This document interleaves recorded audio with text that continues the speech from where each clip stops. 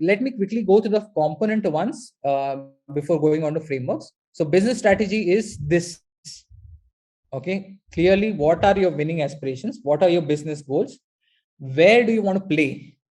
Which target market you want to play? Segway did not have a target market. It was just a solution to start with. Then they explored target markets, but to start with, they just launched it in the market. How to win? If you do not decide who your target market is, who you're targeting, you don't know how to win, because your competitors might already be serving the target market. Segway might already have some kind of a scooter that can be used to travel, serving the same segment. And I can rent that scooter instead of purchasing a $1,500 Segway. So if you don't know, and maybe it's a price sensitive market. If we're traveling, say, for 10 minutes, why will I purchase a Segway, for example? So how to win? How will I win in the target market, considering that there is a lot of competition already? If it is a monopoly, you're very lucky. If it is not, you have to decide how to win.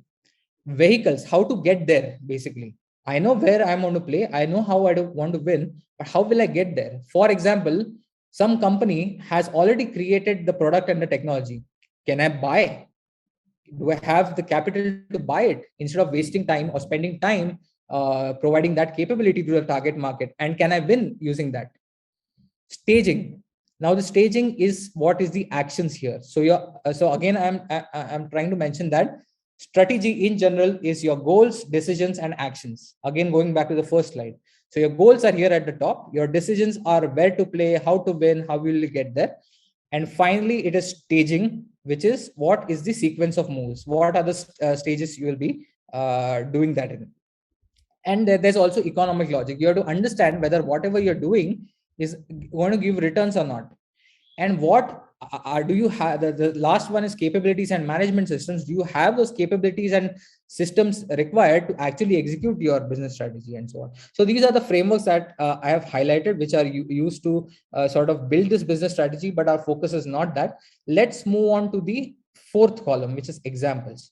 Say my winning aspiration is to build the top weight reduction business in India with high focus on customer satisfaction.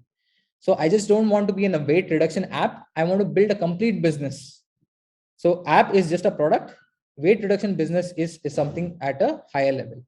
Now arenas, where do I play? Say I'm done with working professionals. I'm done with housewives. Now I want to target people who are suffering from weight related diseases, say hypertension, say diabetes, and so on. So if I target that market, there is a high chance that I might be able to provide value to them, as well as those people who are already weight-related disease ridden, who are spending tons of money in hospitals and medicines. Maybe they'll pay me and also benefit from that, and so on. So that is my business strategy. Where do I want to play? What target market do I want to hire? Now, how do I do that? So there is something called as market segments here. If you see the third column, and the third line is product categories. Say I'll keep my app. I'll improve my app in such a way that it also caters to weight related diseases. But what I will do is I will include high technologies such as weight loss techniques, such as ultrasound melting, cryotherapy, that is freezing your fat. I can also include products such as digestion mimicking pills, workout in a bottle, and so on.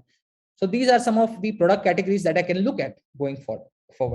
But you are a product manager of a weight reduction app. Maybe these other things can come as a separate product lines, or they can be combined in the same app. That is the decision that needs to be done in your product strategy. Whether you want to create a same app, say you will build an e-commerce platform on the same app, which will sell your digestion mimicking pills.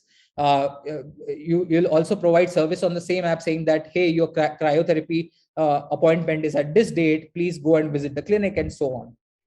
So this is just an example of how the third column, which is the example that I've shown, impacts your product strategy. So you can see that you have to create, if it is in the same app, you can see that you have to create specialized weight reduction modules for your market. You have to onboard those weight related disease users. You have to personalize for, say, individualized disease needs. For example, hypertension, you create a separate package for experts. Say for diabetes, you have a separate package. All this comes in your product strategy. Say you create a transaction service for booking appointments for your cryotherapy, ultrasound melting, and so on. you also create an e-commerce platform which helps you sell these digestion mimicking pills and work out in a bottle. So that is endless basically. So all the inputs that you have to have for your product strategy have to come within the realm of your business strategy. And that is where in the product strategy cycle diagram, you see that there is an input to your insights from the business strategy. I'll not go here in detail. So once you execute your product strategy in accordance with the business strategy, you can see that I have refilled this business model canvas.